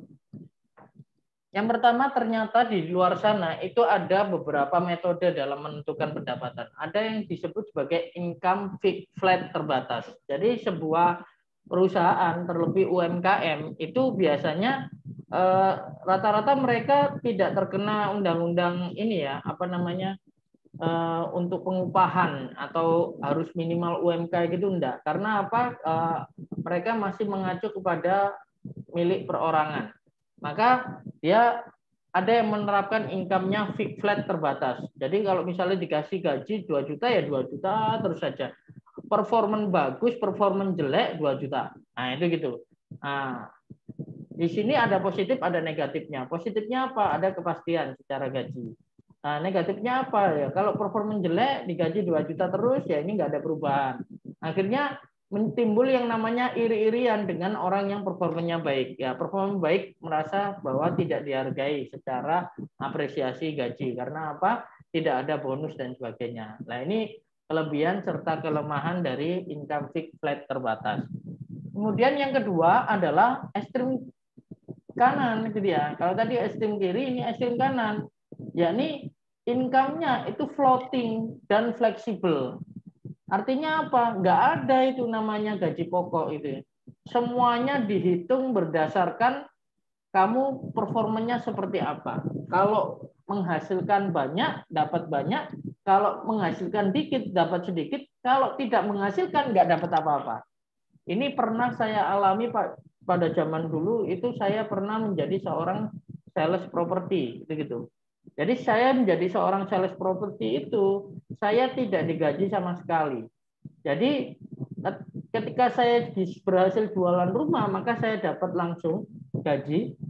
Ya, ketika saya ambil jatah pameran, saya dapat fee untuk jaga pameran. Ya, ketika saya tidak menghasilkan apapun di bulan itu, maka saya tidak mendapatkan gaji sepersen pun, gitu ya. Nah, akhirnya income-nya itu floating dan fleksibel. Jadi ada kalanya itu pernah nyampe 15 juta satu bulan, tapi besoknya nggak dapat gaji. Nah, ada yang 8 juta. Tapi makanya grafiknya mungkin diilustrasikan adalah naik turun. Itu adalah ekstrem kanan. Ya. Atau yang ketiga, ada yang namanya income combination atau income kombinasi antara fixed flat dan floating. Jadi flat dan floating. Artinya apa? Ada gaji pokok. Nah, kalau misalkan perform, gitu ya, itu dihargai dengan komisi. Bahkan di sini income kombinasi itu komisi bisa mengalahkan gajinya. Nah, bisa dilihat ya bulan Mei misalkan Rata-rata kan nikah bulan Syawal itu langsung gaji pokoknya mungkin hanya 1 juta atau 2 juta atau 1,5 gitu ya. Tapi komisinya itu bisa 5 juta. Jadi lebih banyak komisinya. Jadi seperti itu. Keunggulannya apa? Seandainya ya namanya kita kan orang nikahan gitu ya. Ada bulan-bulan yang memang kita itu orang itu nggak akan nikah. Nah, ada yang paham nggak? Orang nggak nikah itu di bulan apa? Ada yang tahu orang nggak nikah itu bulan apa? Bulan puasa. Nah, kan itu. Nah, kalau bulan puasa ini kan ya rata-rata kan nggak ada orang nikah kan gitu ya. Tapi ya masa nggak digaji? Lah keuntungannya kalau income kombinasi itu, tetap dapat gaji, malah nggak hanya dapat gaji, dapat THR kan gitu kan. Karena masih menganut sistem fixed flat. Jadi ada yang flat. Jadi ada gajinya, malah dapat THR. Tapi memang komisinya nggak dapat karena apa? Belum ada penjualan atau belum bisa perform. Tapi bulan-bulan yang lainnya bisa dikejar itu. Jadi komisi bisa mengalahkan gaji. Itu ada yang ketiga, itu seperti itu. Nah, benefit bekerja di Kaela atau Arta Berkah Group itu adalah kalian bisa mendapatkan gaji pokok. Kalian juga bisa mendapatkan komisi event. Event apa aja? Event manager, kru support acara, atau menjadi kru wedding. Bagi yang punya keahlian fotografi, videografi, kita nanti ada tim sendiri. Ada tim dokumentasi. Nah, itu nanti kita kumpulkan dalam staf media dan event. Jadi staf media dan event itu nanti kalau misalnya ada job list wedding yang butuh dokumentasi, baik foto maupun video, nah kita bikin tim. Nah, itu nanti kita ada komisi lebih di luar gaji pokok dan komisi. Komisi juga ada komisi closing. Jadi kalau misalnya ada yang tadi wedding konsultan, closing, klien gitu ya, itu ada komisinya di luar gaji pokok. Ada reward kedisiplinan. Lah, reward kedisiplinan ini unik. Misalkan dalam 1 bulan Anda tidak pernah izin, tidak pernah alfa, maka Anda dapat reward kedisiplinan sebesar 100.000. Ada reward mini goal bagi yang sudah misalkan melebihi dari target atau bahkan dia bisa mencapai target tertentu gitu ya. Ada reward games gitu ya. Ada rekognisi. Rekognisi adalah memberikan apresiasi kepada karyawan atau tekprov yang berprestasi. Ada kesejahteraan. Dan yang paling penting menurut saya di luar bonus-bonus material lainnya itu adalah saya berkomitmen untuk menyekolahkan sebagai manajer. Jadi gitu. Bagaimana teman-teman punya kesempatan untuk berkarir atau membangun karir di sini sampai ke level manajer. Di sini tidak hanya manajernya itu nanti kita bantu untuk sekolahkan. Jadi kita buatkan sebuah akademi, kemudian nanti kita ada semacam semacam seperti perkuliahan gitu, ada materinya, ada dosennya, kemudian ada tugasnya, yang mana meningkatkan kapasitas kita sebagai seorang manajer ya. Nah, itu seperti itu. Sehingga di sini walaupun Anda itu lulusan SMA, SMK, kemudian atau mungkin S1 yang itu mungkin tidak ada hubungannya dengan wedding, gitu ya. Tapi kalau memang dari Andanya punya growth mindset, punya keinginan untuk maju, punya keinginan untuk belajar, nah kita sediakan fasilitas, bahkan bisa berkarir sampai dengan level manager. Itu seperti itu. Nah, kemudian yang terakhir kita juga ada outing kebersamaan minimal 1 tahun sekali ya. Kita jalan-jalan lah ya. Wisata beneran tadi, bukan hanya sekedar ke kebun binatang kan gitu ya. Nah, ada beberapa yang tentunya outing kita itu beda dengan yang lainnya. Kalau outing yang lainnya mungkin hanya sekedar hura-hura gitu ya. Tapi kalau kita banyak sekali pembelajaran yang akan kita buat selama masa outing. Jadi seperti itu. Baik, nggak terasa ya. Ini memasuki sesi terakhir ya. Nah, saya ingin ada feedback dari teman-teman semuanya. Ya, saya ingin ada feedback dari teman-teman semuanya. Bahwa kira-kira selama ini ya, mungkin dari mulai jam 3:30 tadi sampai dengan jam 5 menjelang maghrib gitu ya. Apa insight yang kalian dapatkan dari materi hari ini? Dari proses seleksi Tekprov Kaela. proses seleksi lowongan kerja di KLA. Saya ingin mendapatkan feedback dari teman-teman semuanya. Nah, apapun itu ya, hal-hal yang mencerahkan Anda, hal-hal yang membuat Anda itu mulai berpikir ulang tentang karir, mulai berpikir ulang tentang bagaimana memandang pandemi, bagaimana memandang VUCA, bagaimana memandang karir, itu seperti itu. Silakan insight itu kalian posting di story Anda Instagram, atau di postingan feed Anda, atau di postingan Facebook Anda dengan men-tag ya Instagram saya Arvin Mardianto, Instagramnya KLA Wedding, dan Instagramnya Jari Manis Project Official. Nah, nanti hasil insight-nya silakan kirimkan ke HRD saya. Ya, insya Allah kalau nanti yang men-tag Instagram saya KLA Wedding dan Jari Manis, insya Allah kita akan repost ya sebagai bagian dari pembelajaran kita selama proses seleksi. Ya, ini buat apa? Ini buat masukan saya pribadi. Apakah teman-teman punya istilahnya itu feedback apa, gitu ya, terkait dengan insight materi yang akan Anda dapatkan hari ini. Nah, mudah-mudahan apa yang kita bahas sejauh ini bisa benar-benar membuat ini ya, bisa benar-benar membuat tercerahkan ya, terutama bagi teman-teman semuanya yang sedang berupaya untuk membangun karirnya. Saya dulu pernah berada pada posisi kalian. Saya dulu pernah cari lowongan sana, lowongan sini, gitu ya. Dan saya betul-betul merasakan bagaimana cari pekerjaan itu memang nggak gampang. Tapi sebenarnya yang lebih nggak gampang lagi adalah cari pekerjaan yang cocok. Karena saya yakin sebenarnya Anda kalau hanya sekedar bekerja, saya yakin Anda pasti dapat. Tapi kalau cari yang benar-benar Anda itu cocok dengan visi Anda, dengan keinginan Anda untuk growth mindset, keinginan Anda untuk berkembang, saya yakin itu nggak mudah.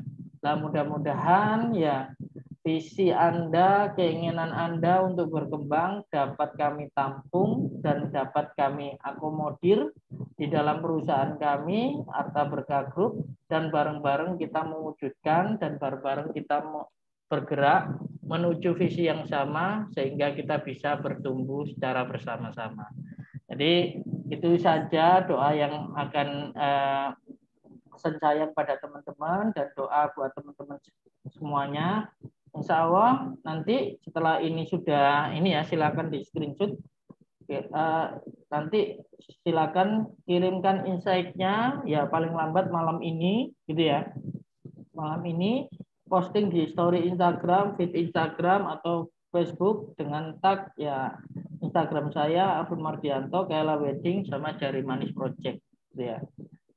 Insya Allah tahapan seleksi berikutnya adalah langsung kita lanjutkan besok. Nah, besok itu akan lanjut tahap interview oleh SPV atau manajer kita. Jadi pelaksanaannya nanti secara bergilir mulai dari tanggal 13 sampai dengan tanggal 15 Mei. Kemudian nanti ada personality plus, ada tes personality plus. Jadi kalau tadi adalah tes DISC, kalau besok adalah tes personality plus. Nah, apa yang perlu disiapkan, Mas? Ya, ini ya Anda nggak perlu menyiapkan apapun sebenarnya, tapi Anda hanya sekedar menjawab sesuai dengan keadaan diri Anda. Jadi nggak ada sesuatu yang seperti tes IQ gitu ya. IQ nanti Anda latihan soal, hitung-hitungan, tambah-tambahan, perkalian nggak usah. Tapi ini hanya personality plus. Kemudian nanti interview secara job disk. Nah, bisa jadi Anda kan ngisi link di bawah ini ya, bit.ly seleksi KLA 2, itu nanti ada pertanyaan-pertanyaan, nah itu nanti dijawab. Nah, salah satu yang berubah di tahap pertama itu adalah terkait dengan pilihan posisi. Kalau tadi kan banyak job disk-nya adalah operasional. Lah mungkin pada saat setelah tes DISC akhirnya mulai mikir-mikir, wah operasional gitu ya ternyata ya. Kayaknya saya enggak deh. Pilihan pertama tak saya milih ini, pilihan keduanya inilah. Misalnya itu bisa aja, nggak apa-apa, nggak ada masalah. Dan nanti tahap ketiga langsung kita proses on job training.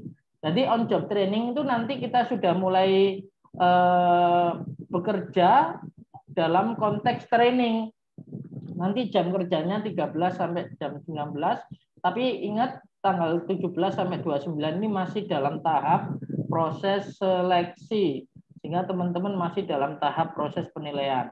Tapi nggak usah khawatir, secara fasilitas kita sudah menyediakan materi pelatihannya sesuai dengan job disk secara terkurikulum, sehingga kita harapkan prosesnya 2 minggu, tapi sangat powerful untuk Anda bisa langsung tune in dengan job disk-nya masing-masing.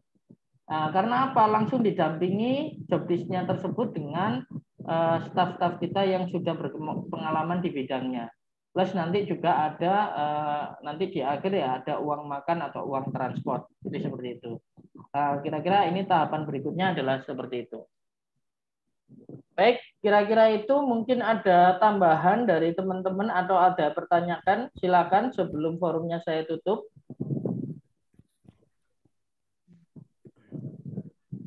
Iya, Pak. Saya ada pertanyaan, Pak. Silakan. Muhammad Dwi Firmansyah. Siapa dulu? Iya, Muhammad Dwi Firmansyah. Suaranya kecil, Mas. Besarkan. Iya, Pak. Maaf. Iya, atas nama Muhammad Dwi Firmansyah. Ya. Iya, Pak. Itu untuk yang posting di Instagram tadi, saya nggak punya akun yang benar-benar pribadi, Pak.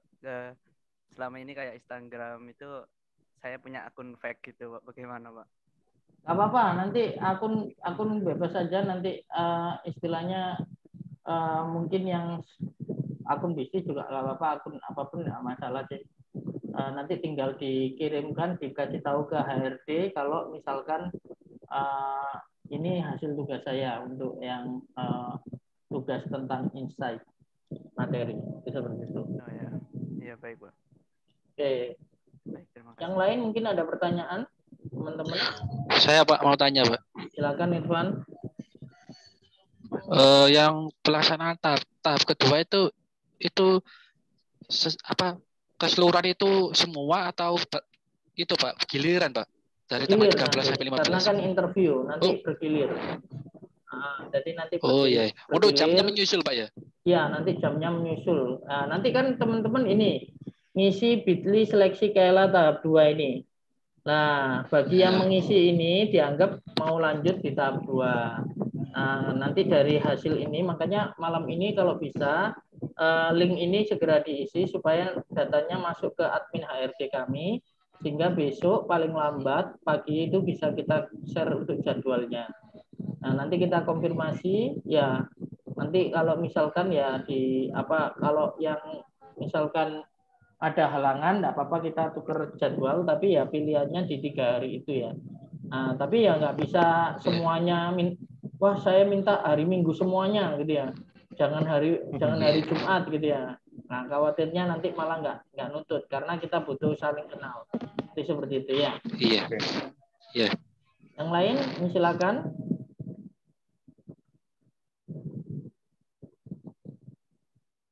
Ada yang bertanya? Oke, kalau nggak ada yang ditanyakan, saya mau bertanya lagi, Pak. Boleh, Irfan, silakan. Irfan. Saya kan jarang bikin story atau hal-hal tentang Instagram itu, Pak. Saya belum paham insight yang materi itu seperti apa, Pak ya? Buat video atau gimana, Pak? Nggak cukup hanya sekedar bikin story aja nggak apa-apa, hanya berupa teks boleh. Tapi kalau Anda mau bikin video, misalkan kayak semacam pernyataan gitu, ya Anda rekam, ya, saya telah mengikuti seleksi di KLA gini-gini, wah ini insight yang saya dapatkan bagi bla bla bla bla bla, ya boleh aja. Jadi semakin kreatif ya semakin bagus menurut saya. Yang penting kan bahwa benar-benar materi hari ini benar-benar memberikan pencerahan bagi Irfan. Itu gitu. Intinya nggak bohong gitu loh. Nanti sesuai dengan berarti itu story IG sama feed IG, Pak? Atau cuma story aja? Salah satu boleh. Yang penting adalah mentak kita. Ya, jadi nanti biar bisa ke notice kita kalau Irfan sudah mengerjakan. Jangan lupa kirim ke terima kasih, Pak, ya. Kirim chat ke Devi ya. Oke, siap. Iya, Pak. Yang lain enggak ada? Oke, kalau yang lain enggak ada, saya ingin bertanya terakhir ya, pertanyaan terakhir dari saya. Baik, Pak. Dari apa yang telah kita jelaskan bersama, ya, Menurut Anda forum hari ini bermanfaat atau bermanfaat? Ya, sangat bermanfaat, Pak. Nah, Sangat bermanfaat, Pak. Bermanfaat ya. Manfaat, Pak. Oke. Apa yang Anda tidak dapatkan dari materi yang ada ini? Apa yang Anda merasa mendapatkan suatu pengetahuan baru di bagian apa?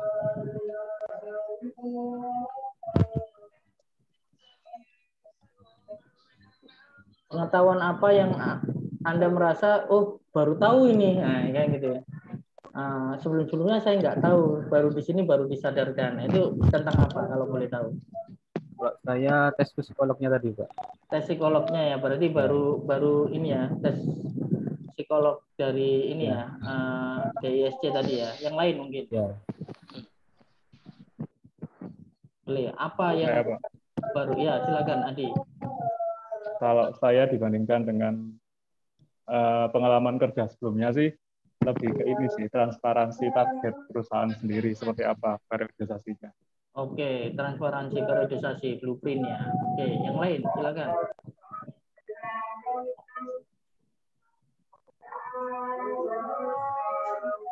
Ada yang lain? Yang cewek dong, cewek. Ayo, siapa yang ngomong nih?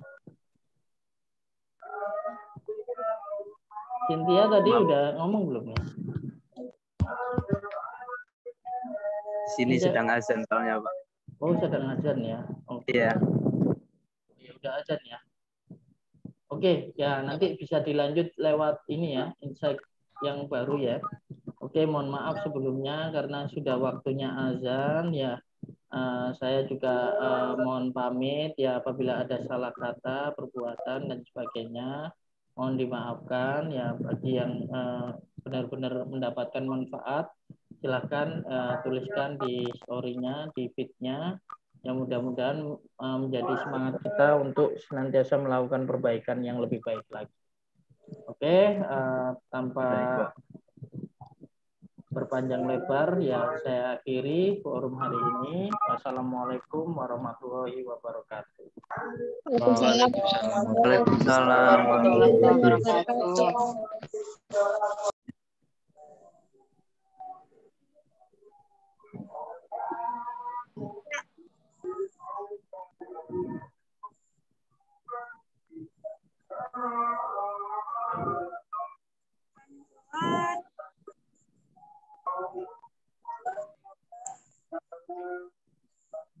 Persilakan untuk meninggalkan forum, teman-teman. Baik, Jangan lupa isi itu ya, Google Form-nya. Baik. Ya, Kak. Terima Baik, Kak. Terima kasih. Terima kasih. Terima kasih, teman.